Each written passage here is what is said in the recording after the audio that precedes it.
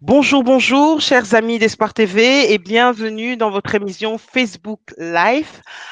Aujourd'hui, j'ai le plaisir d'accueillir dans cette émission une infirmière qui va nous parler un peu de son expérience. Alors, je suis particulièrement touchée d'abord parce que elle a fait sa nuit, donc elle vient de travailler et elle accepte quand même de participer à cette émission. Mais en plus, elle m'a appelé il y a une heure parce qu'elle a appris qu'un de ses membres de famille est hospitalisé et ne va pas très bien. Et elle a quand même accepté de faire cette émission. Donc, je suis très, très touchée et j'aimerais dire vraiment merci à Marie-Claire Toumba qui est avec nous aujourd'hui pour cet effort et que le Seigneur puisse la bénir. Bonjour Marie-Claire, comment ça va? Enfin, comment ça va? C'est Ça difficile à va. poser une Avec question, le mais Seigneur, comment ça va? oui, avec le Seigneur, nous devons dire que tout va bien. Tout va Tout va bien. bien parce que nous avons foi et confiance en lui. Et voilà, tout va bien. Shalom à Alors, toi, maman. merci, merci, shalom, shalom. Alors, je vais te demander en fait de te présenter pendant ces quelques secondes. Donc, Marie-Claire, vue par elle-même, c'est qui? Présente-nous un peu qui tu es. Oui, je m'appelle Ntumba Chisabi Marie-Claire. Je suis l'aînée d'une très grande famille et je suis infirmière de nuit en maison de repos. Et je sers aussi l'Éternel, notre Dieu, le Dieu vivant, notre Jésus-Christ. Voilà. Amen. Alors, je vais vous demander, comme d'habitude, merci, je vais vous demander, comme d'habitude, de partager cette vidéo. Il y a beaucoup de réponses dont on a besoin. Là, on a quelqu'un du domaine qui va essayer de nous les donner. L'émission va durer 30 minutes parce que, étant donné les circonstances, comme je vous l'ai dit, un de ses membres de famille est hospitalisé et ne va pas très bien. Et donc, on ne va pas prendre trop de son temps. Donc, s'il vous plaît, partagez la vidéo. Et si vous avez des questions précises à poser à l'infirmière qui est Marie-Claire, pardon, n'hésitez pas. Vous savez que nous avons accès, en tout cas, moi, j'ai accès à vos questions et je pourrais même les afficher. Marie-Claire, elle répondra plus tard parce elle ne peut pas voir pour l'instant les questions à part celles que je vais afficher. Alors, Marie-Claire, nous sommes dans un contexte vraiment particulier, inimaginable, une pandémie. Ça fait plus d'un mois qu'on est confinés, poussés à rester à la maison. Pour certaines personnes, ça va, il y a des espaces, donc il y a des jardins, donc ça va. Pour d'autres, c'est très pénible parce qu'ils sont dans des endroits vraiment plus confinés, dans des conditions difficiles. Exactement. Qu'est-ce qui se passe? Qu'est-ce qui se passe? Coronavirus, maintenant je parle à la professionnelle. Parle-nous un peu de cette histoire-là. Est-ce qu'on aurait pu prévoir ça? Qu'est-ce qui se passe? Dis-nous. Prévoir, je ne sais pas si je sais répondre à la question de prévoir. Est-ce qu'on prévoit une maladie d'une telle ampleur qui touche le monde entier et qui court à une vitesse? Prévoir, je ne sais pas si on aurait pu prévoir. Parce que jusqu'à l'heure d'aujourd'hui, de maintenant, les gouvernements sont dépassés. Ils sont Mhm, complètement dépassés. Un traitement ici, un traitement là, précaution ci, précaution là. En fait, on tâtonne. Vous voyez toute la guéguerre qui se fait au niveau des médecins. Mais prévoir ça, je parle en tant que professionnel, je ne sais pas si on aurait pu prévoir ça. C'est une surprise pour le monde, mais ce n'est pas tellement une surprise pour les croyants. mhm, mhm. Pas une surprise pour Alors, les croyants. Oui, tout je à fait. t'écoute. Alors, oui, j'ai tellement de questions. Pardon, Oui, pardon. je t'en Alors, prie. à partir de quel moment, donc, toi, tu es là, tu es infirmière, tu fais tes nuits en maison de Oui. repos. À partir de quel moment, euh, quand tout ça arrive, vous vous rendez compte en fait que la situation est vraiment grave et qu'il y a danger? À partir de quel moment vous vous rendez compte que là, c'est quelque chose d'une très grande ampleur? Nous avons d'abord les échos qui viennent des hôpitaux. Par exemple, là où je travaille, nous avons régulièrement une foire aux questions, une FAQ, hein. Chaque jour, une sorte de mise à jour, de savoir ce qui se passe et comment est-ce qu'on doit agir dans telle ou telle situation. Et voilà quoi. Mais comment est-ce que je peux dire? nous nous rendons compte vraiment de l'ampleur de cela par rapport aux échos qui viennent des hôpitaux. D'abord, ce sont les personnes âgées qui sont touchées, mais il n'y a que très peu de temps que les maisons de repos commencent à être touchées. Comme je suis infirmière en maison de repos, nous étions dans le flou. Moi, je dois le dire, nous étions quelque part dans le flou. Jusqu'à quand, plus ou moins? Disons, je viens de terminer ma série de nuit. Je peux dire qu'il y a peut-être 15 jours, 3 semaines, hein, à peu près, 15 jours ou 3 semaines, on commence à sentir que nous sommes touchés aussi en maison de repos. Jusque-là, les maisons de repos n'étaient pas touchées. Donc, le confinement qui avait été décrété sur tout le pays, ça marchait en maison de repos, mais il y avait encore les visites qui se faisaient. Et nous-mêmes aussi venant de l'extérieur, nous prenions les précautions, mais nous n'avions même pas encore de masques comme tel. Les masques sont arrivés il n'y a pas longtemps parce qu'on a crié. On avait un masque par pause. Par pause, hein. Je fais une pause de 9 heures. Donc, avant ça, tu travaillais en maison de repos sans masque. Sans masque. Depuis que le corona a été annoncé, nous travaillons sans masque. Oui, sans masque. Ce n'est que récemment, moi, je veux dire qu'on a commencé à avoir les masques il y a peut-être 3 semaines. Je ne saurais pas te dire exactement, plus ou moins 3 semaines qu'on a les masques. Alors, c'est quoi? Est-ce que les autorités ont sous-estimé la situation ou bien est-ce que c'est parce que justement, elles ne s'attendaient pas à ça et elles n'étaient pas préparées? Je pense qu'elles n'étaient pas préparées. Les deux. Elles n'étaient pas préparées et elles ont sous-estimé la rapidité de la propagation. Elles ont vraiment sous-estimé parce que, je vais donner un exemple comme ça qui me vient terre à terre. Tu as 20 personnes que tu as invitées à manger à la maison. Tu prévois une certaine quantité de nourriture. Mais là, ils étaient dans une inconnue. Quelle quantité de masques, quelle quantité de surblouses, quelle quantité Parce que c'est un élan de solidarité qui s'est élevé de la part de beaucoup de personnes, et ça, je salue, Dieu merci, pour fabriquer des visières. Vous voyez, des visières pour protéger, vraiment. Ça, nous avons reçu comme ça d'un anonyme qui est venu déposer 30 visières à la maison de repos. Mais de notre hiérarchie, c'est vrai que nous avons reçu des visières, mais pas en suffisance, mais là, il est arrivé, il en a fabriqué lui-même 30 visières. Donc, ça veut dire que les moyens n'étaient pas suffisants parce qu'on a sous-estimé la rapidité de la propagation. Oui. Et c'est ça qui nous est arrivé. Donc, nous avons eu quelques collègues qui ont eu les symptômes, mais jusque-là, on n'avait pas les tests. Les tests sont arrivés que très peu. Pour certains, j'ai entendu des collègues qui travaillent dans d'autres villes, dans d'autres maisons de repos. C'était la semaine passée. Mais nous avons été testés ce week-end, toute la maison de repos personnelle et tout le monde. Donc, les tests vraiment, ce week-end. Et alors, quand vous travaillez un petit peu en eau trouble, dans l'inconnu, vous ne savez pas chez qui, et d'office, vous devez mettre un masque partout. Donc, on avait des suspicions. Les isolements que nous faisions, c'était des suspicions. Sans test positif confirmé, je veux dire. C'est ça, quoi. Et donc, qu'est-ce qui fait... oui, je t'explique. Oui, donc, à un moment donné... Oui. Non, il y a un petit décalage, veuillez nous excuser. Vas-y, termine, s'il te plaît. Oui, ce qui fait que quand vous travaillez, vous allez de chambre en chambre. Hein? Si on a mis un protocole pour telle personne, tel résident, qu'il est testé positif, mais jusque-là, on n'avait pas de test positif. Seigneur, qu'il y a très peu de temps qu'on a vraiment des personnes qui sont testées positives. Nous avions des suspicions. Donc, au regard des symptômes, tout difficultés respiratoires nous avions par rapport aux personnes qui étaient déjà dans les prédispositions, les bronchites chroniques, les pneumonies et tout ça. Et on ne savait pas très bien, est-ce que c'est une bronchite, c'est une pneumonie, une infection respiratoire ou c'est le COVID. Et là, vous ne pouvez pas appeler un médecin pour confirmer le mais est-ce qu'un médecin peut confirmer un diagnostic par téléphone? Parce que maintenant, tout se fait par téléphone. Hein? Donc, les médecins ne peuvent plus venir en maison de repos. Je ne sais pas te dire s'ils ne peuvent plus venir ou s'ils ne veulent pas venir. Je n'irai pas jusque-là, mais ils ne viennent pas, je constate. Oh mon Dieu.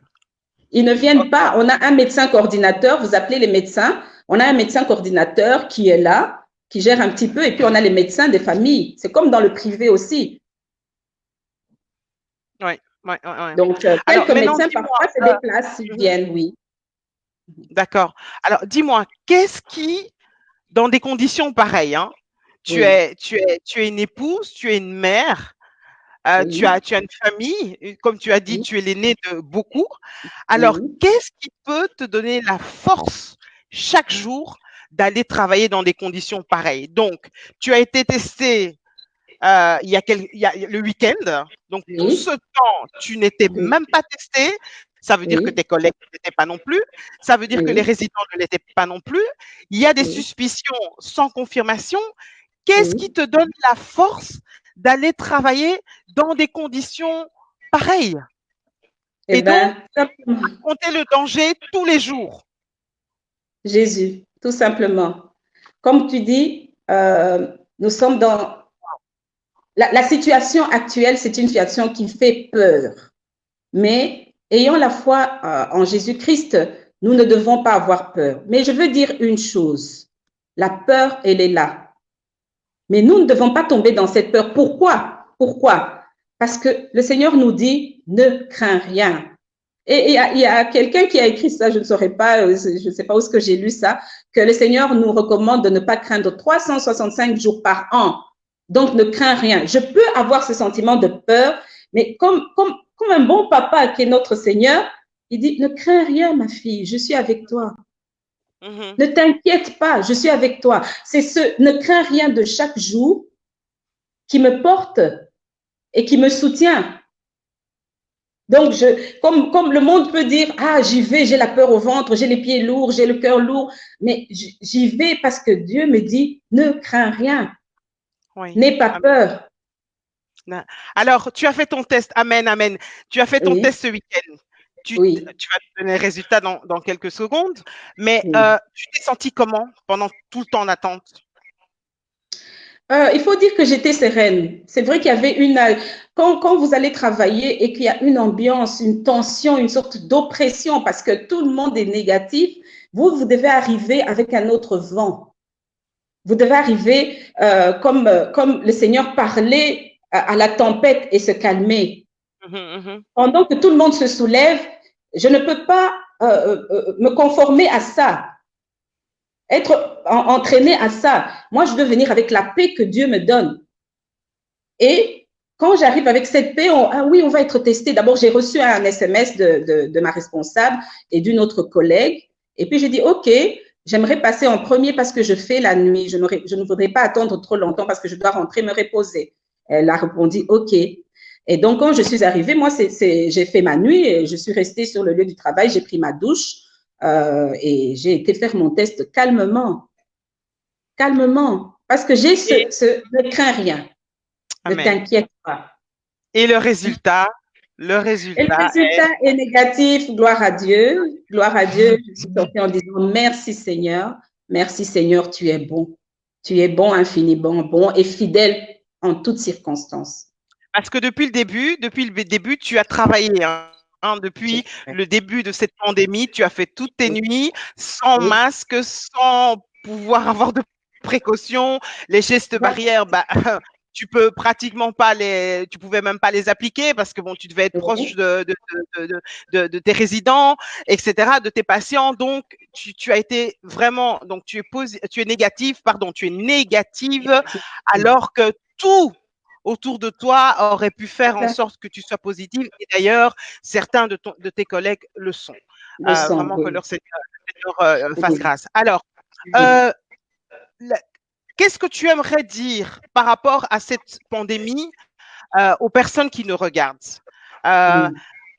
on se rend compte que parfois il y a pas mal de laisser aller, qu'il y a des gens qui se disent ah le confinement ça sert à rien, le port du masque là ça sert à rien.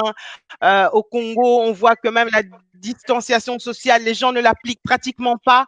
Les gens, surtout de notre communauté, qui nous regardent et même les autres, qu'est-ce que Oui. tu aimerais leur dire là maintenant face à la situation? Oui, mais avant toute chose, je voudrais dire par rapport aux personnes âgées, hein, et la distanciation sociale. Quand vous travaillez en maison de repos, les personnes âgées deviennent comme nos grands-parents. C'est vraiment une famille. Ce n'est pas comme à l'hôpital. Je n'ai pas travaillé longtemps à l'hôpital, mais en maison de repos, c'est une famille. Donc, il y a des personnes qui ne reçoivent pas de visite et nous allons parfois jusqu'à faire un bisou, à serrer dans les bras, à donner la main, à rester un petit peu à côté. C'est vrai, parfois la charge de travail ou bien le temps nous manque, mais le plus qu'on peut faire, on le fait. Donc maintenant, je vais parler de ce qui concerne vraiment cette pandémie. Euh, Bien aimée, elle tue. Elle tue. Il ne faut pas croire que elle tue. Qu'elle soit injectée par comme le diable ou quoi, ou que ce soit un jugement de Dieu, elle tue. Maintenant, notre protection. Notre protection. Pour ma foi, moi, c'est notre Seigneur avant tout. Mais les gestes barrières prouvent qu'on n'est pas fou. On n'est pas fou. Je ne me jetterai pas dans la mer parce que j'ai le Seigneur. Je ne tenterai pas Dieu. Non, je ne ferai pas ça. Donc, pour ce qui concerne de la distanciation sociale, ce n'est pas parce que tu n'as pas tenu la main, ce n'est pas parce que tu ne t'es pas approché de la personne, tu ne l'as pas embrassé que tu ne lui as pas prouvé ton amour. Pour l'instant, nous sommes dans un contexte et une situation qui veut que nous soyons prudents. Le cas du Congo est vraiment très désolant. Il est vraiment très désolant. Mais est-ce qu'il y a une communication? Est-ce qu'il y a vraiment une communication pour expliquer à la masse, à toute la masse de la population? Est-ce que la télévision nationale explique vraiment ce que c'est? Je ne sais pas dire. Je ne sais pas dire.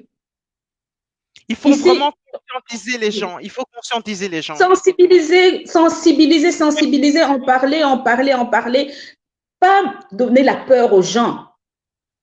Les moyens au niveau de l'Afrique, du Congo particulièrement, il y a peut-être pas beaucoup de moyens pour le faire. Mais aujourd'hui, regarde l'élan de solidarité qui s'est élevé ici. Des personnes cousent des masques. Les couturières peuvent se mettre à coudre pour distribuer pour une fois un geste de solidarité. Nous avons reçu des visières gratuitement. Donc, Marie-Claire, les masques Oui. là, on en a Oui. parlé hier avec Michel qui en fournit. Les masques là, c'est important. C'est important. C'est important. Lorsqu'on sort, même si on n'est pas malade, vaut mieux porter un masque. Vaut mieux porter un masque parce que je ne sais pas qui vous rencontrez. Par exemple, dans les supermarchés, je vois qu'ils mettent maintenant comme une sorte de paravent en plexiglas. Hein? Ça veut dire que la personne aussi veut être protégée. Donc, protégeons-nous mutuellement. Protégeons-nous mutuellement. Il faut qu'on ait ce sentiment-là. Même si je ne suis pas malade, je ne vais pas m'exposer. Je ne sais pas qui est malade en face de moi. Il y a les porteurs sains, il y a les asymptomatiques, etc. Ah, donc, on peut très bien tomber sur des personnes qui sont malades, mais qui ne le manifestent pas. Donc, portons le masque. Portons le masque. Parce que la population n'est pas encore testée jusqu'à présent, à moins que je ne suis pas beaucoup les informations, je m'excuse. Hein, oui. Mais la population, toute la population n'est pas testée. On a ciblé les institutions hospitalières, on a ciblé les collectivités et tout ça. Voilà. Qui est testé pour l'instant? Je ne sais pas si dans les magasins, les supermarchés, le personnel est testé, je ne sais pas. Donc, jusqu'à présent, monsieur tout le monde… Si vous déjà, les infirmiers, êtes testés seulement cette semaine, je veux dire, enfin, la semaine passée, c'est clair que beaucoup ne le sont pas. Alors, laver les mains. Beaucoup trouvent que c'est superflu de laver ses mains. Il faut laver ses mains 5, 10, 15, 20 fois par jour. C'est important également. C'est important de laver les mains. C'est très, très important. Très, très important. La preuve, je vais te dire, nous avons constaté que le stock de nos gels savons pour laver les mains, nous étions à court ce week-end, on a dû utiliser du Sunlight. Pour te dire que le personnel a pris conscience du lavage de mains. Très, très, très important. Parce que nous touchons tout partout. Nos mains touchent tout partout. Et on a constaté que les gens ne lavaient pas les mains. Les gens ne lavaient vraiment pas les mains. Et vous avez vu des vidéos qui ont été diffusées sur YouTube, Facebook, avec de l'encre comme ça, de l'encre bleue ou de l'encre noire. On pense qu'on lave bien ses mains, mais les interstices des doigts, hein, les ongles. Maintenant, moi, je coupe les ongles à ras. C'est vrai que je n'ai pas de longs ongles, mais je les coupe vraiment à ras. parce que ça peut se cacher. Pas friser à virer à l'obsession, mais avoir une hygiène correcte de nos mains, parce que nos mains sont des vecteurs. Mhm. Il y a une campagne maintenant par rapport aux hôpitaux et aux maisons de repos. Il y a des personnes qui se sont permises de dire non, il faut arrêter d'applaudir les membres du corps médical, etc., parce qu'ils sont en train de tuer les gens, de tuer les Noirs dans les hôpitaux. Ils sont en train de tuer les gens. Toi, tu ressens quoi quand tu entends ce genre de choses? Qu'il faut D'abord, arrêter de vous applaudir parce que volontairement, dans les hôpitaux et dans les centres de santé, on tue les Noirs. premièrement, j'apprends et je suis quand même déçue. Je suis quand même déçue et quelque part aussi offusquée parce que on tue des Noirs et les infirmières que vous applaudissez, parmi eux, il y a aussi des Noirs. Aussi des Noirs qui tueraient des Noirs. Pour quelle raison, je ne sais pas. Ce qui se passe dans les hôpitaux, je ne peux pas beaucoup commenter. Nous entendons des choses et là, mettons que vous n'êtes pas sur place, je ne sais pas vraiment commenter. Pour ma part, je n'ai pas vraiment besoin qu'on m'applaudisse. Moi, je rends grâce à Dieu parce que c'est un métier que j'ai choisi avec passion, avec amour. Et en tant que servante de l'Éternel, je le fais doublement. Je me considère comme une soldate doublement, tant dans mon métier d'infirmière qu'en étant une soldate de l'Éternel sur place. Donc, je n'ai pas vraiment besoin qu'on m'applaudisse. Je rends grâce à Dieu que je peux être une soldate dans son armée, sur place, qu'il y a une lumière, il y a un flambeau dans la maison de repos où je travaille, du Seigneur, quoi.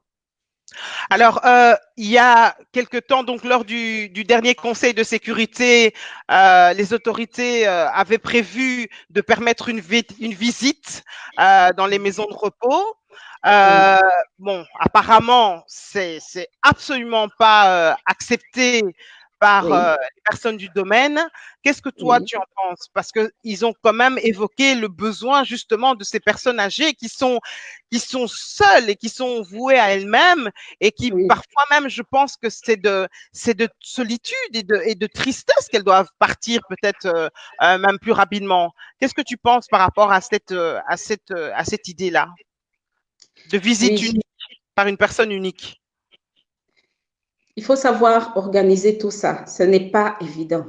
Ce n'est pas évident. Peut-être qu'on verra plus clair du fait que nous avons tous été testés. Oui. Et même en parlant du test, d'après ce que j'entends dire, tu peux être testé négatif aujourd'hui et dans 4 jours manifester des symptômes. Gloire à Dieu, j'ai mon Seigneur avec moi. Et voilà quoi. Les personnes âgées vivent un temps de solitude. Un temps de solitude, ils se sont abandonnés parce qu'ils ne comprennent même pas ce qu'est le Covid. Ils ne comprennent pas. Ils ne comprennent pas. Et donc, si on organise des visites, donc 15 minutes par personne unique, il faut qu'on s'assure que la personne qui vient visiter n'est pas positive. Est-ce que la personne, ça va être la même personne? Et si toute une famille veut venir, il faut organiser tout ça. Et ce n'est pas évident.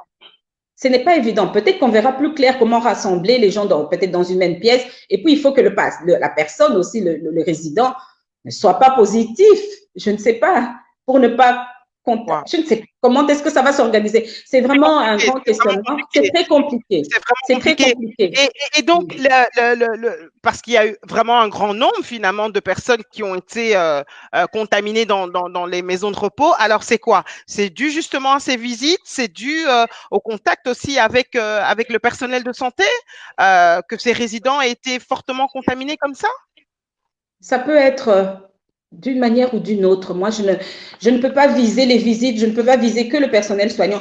Il faut dire aussi par le personnel soignant s'il y a un manque d'hygiène, s'il y a un manque de respect des règles, hein, de protocoles. Par exemple, quand on avait par exemple qu'un seul cas ou une suspicion, parce que tant qu'on n'avait pas la confirmation, c'était une suspicion. Est-ce que nous étions beaucoup plus attentifs? C'est la question à se poser. Lorsque j'entre et lorsque je sors, qu'est-ce que je fais?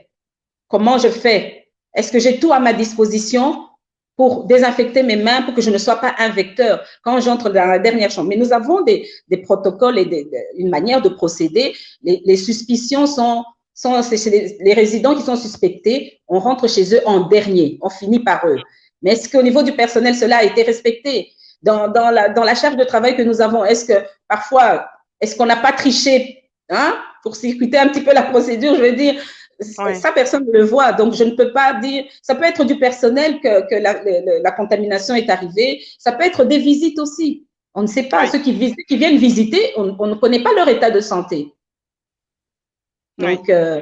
ce n'est pas Alors, facile. on nous dit que voilà, ces derniers temps que les choses sont en train d'aller mieux, moins de personnes hospitalisées, moins de décès. Ouf, gloire à Dieu, parce que nous prions pour cela. Selon toi, est-ce que le fameux pic a été Oui. atteint et est-ce que on peut enfin tous avoir un ouf de soulagement? Est-ce que le pire est passé selon toi? Peut-être qu'au niveau des hospitalisations à l'hôpital, le pire peut être passé. Mais quand on voit une vague, comment est-ce qu'elle déferle? On a vu dans les hôpitaux, et moi je commence à voir que c'est les maisons de repos qui commencent à comptabiliser les décès. Wow. Parlerons, alors on peut parler de pic au niveau des hôpitaux, mais au niveau des maisons de repos, des personnes qui ne seront pas hospitalisées, des personnes qui mourront en maison de repos. Et je pense qu'on devrait, ce pic-là, les scientifiques, c'est à tous les niveaux. Il y a aussi les personnes qui sont en quarantaine dans leur maison. Tu vois, est-ce qu'on ne cible que l'institution hospitalière ou bien aussi les à côté, les autres collectivités? Oui, donc en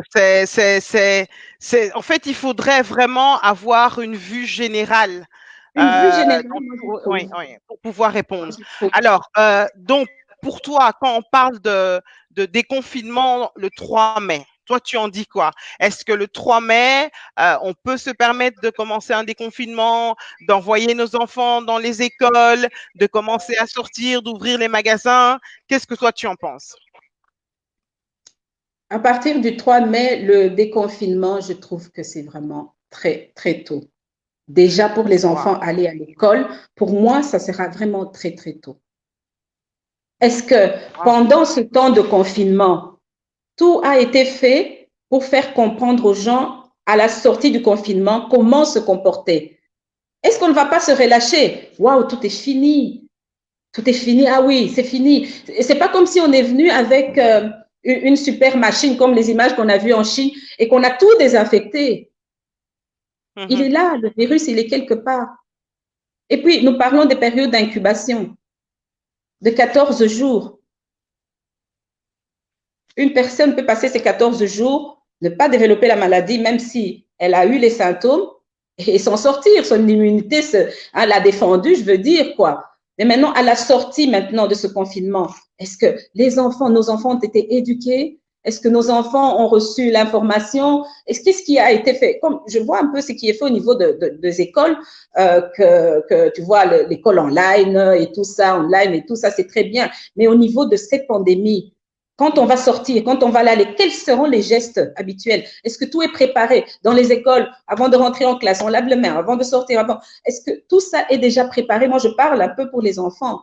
Et Oui. nous-mêmes, par exemple, dans les institutions, allons-nous tout lâcher puisque déconfinement, est-ce que déconfinement signifie fin de la pandémie? C'est ça la question. Wow. Wow. Donc finalement, oui, donc il faut continuer vraiment à réfléchir. Il nous Oui. reste 5 minutes maximum. Si vous avez des questions, s'il vous plaît, bonjour à toutes, merci d'être là. Bonjour à tous.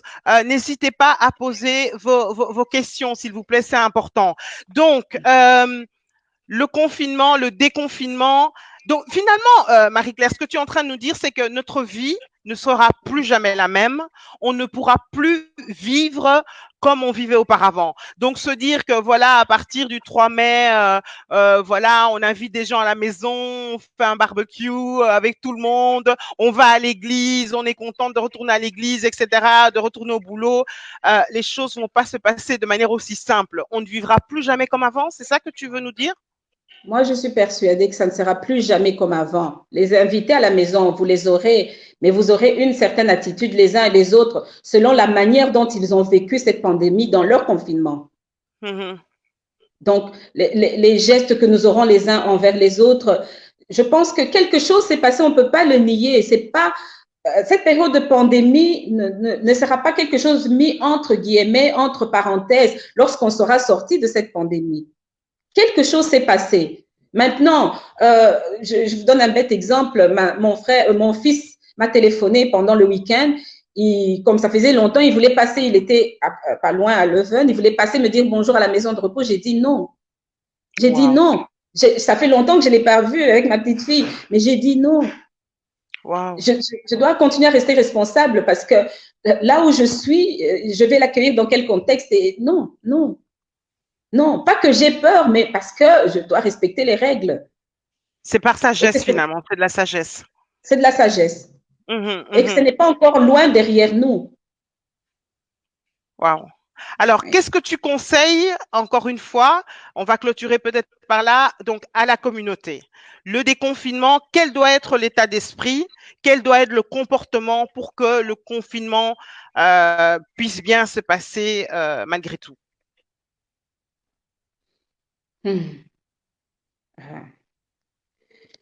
C'est une grosse question. Pour que nous puissions vraiment entrer progressivement dans un... Sortir. Oui, sortir. Que ça soit derrière. Que ça soit, oui, que ça soit derrière nous. Que ça soit derrière nous, nous devons retenir la leçon d'abord. Retenir la leçon au niveau déjà de l'hygiène, au niveau de... Comment est-ce que je peux dire ça? Du comportement, de notre comportement en société. Aujourd'hui, il y a le commun de mortels a compris qu'on ne tousse pas dans le visage des gens. Déjà, même si quand on était petit, on disait, mets la main devant ta bouche, mets la main devant ta bouche. Mais maintenant, le confinement nous a appris avec cette pandémie que nos mains sont des vecteurs, nos mains. Parce que petit, on nous disait, mets la main devant ta bouche quand tu tousses. Mais maintenant, ce n'est plus la main. On sortira de là en disant, c'est pas dans la main parce que tout ce que je crache va dans la main. Et si je n'ai pas nettoyé tout de suite mes mains, je transmets quelque chose. Ça peut être un autre virus de la grippe. Ça peut être, je sais pas, une maladie des intestins ou quoi, je sais pas. Ça peut être n'importe quoi. Donc, c'est par rapport à notre comportement et les gestes barrières, petit à petit, vont peut-être diminuer, mais je pense qu'on retiendra une hygiène et notre comportement dans une communauté. Ok. Quand on parle de deuxième vague, est-ce que tu penses que c'est possible qu'il y ait une deuxième vague? C'est possible. Je vais dire que je n'ai pas suivi les informations, mais si je réfléchis, une deuxième vague, ça sera peut-être par rapport à toutes les personnes qui sont pour l'instant en incubation. Donc, par exemple, ce qu'ils sont en train de dire, c'est que c'est de craindre une deuxième vague par rapport justement au déconfinement. Donc, les gens commencent à sortir, etc., etc. Et puis, boum, on a nouveau rebelote, quoi. Une deuxième vague. C'est possible, c'est possible. Wow. C'est possible. C'est possible si nous n'avons pas appris. Tu vois, si nous n'avons pas appris de cette pandémie, si nous n'avons pas retenu la leçon des gestes barrières et tout ça, si on se relâche. Jusqu'à présent, je n'ai pas vu la grosse machine qui a tout désinfecté. Tu vois, avec un gaz qui désinfecte un peu tout. Je n'ai pas encore vu ça ici en Belgique. Donc, alors, le mot de la fin, là, je veux vraiment te libérer. Donc, encore une fois, merci. Donc, Marie-Claire, infirmière en maison de repos, elle vient de faire sa nuit. Elle a accepté de faire l'émission alors qu'elle a eu un coup de téléphone tout à l'heure. Un membre de sa famille est pas bien par rapport justement aussi au Covid. Et pourtant, elle est là. En tout cas, merci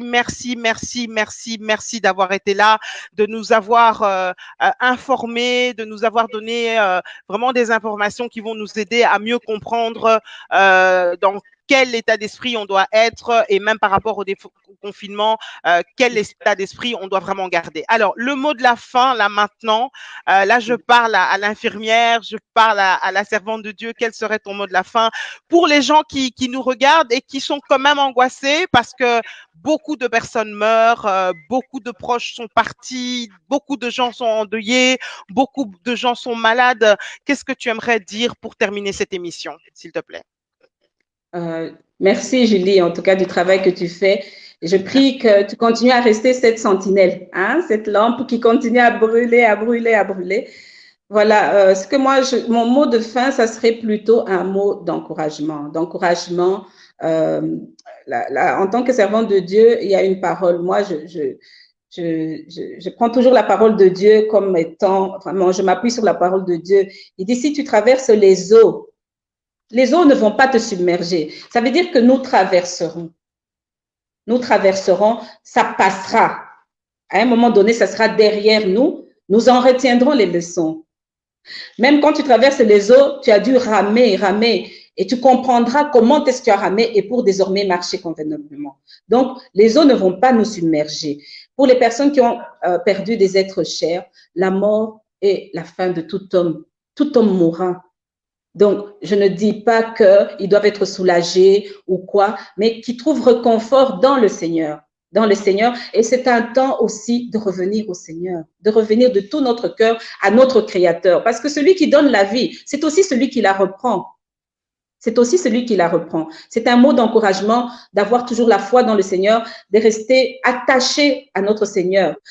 J'aime beaucoup le psaume 91, merveilleux psaume 91. Celui qui demeure. Donc, de venir se mettre.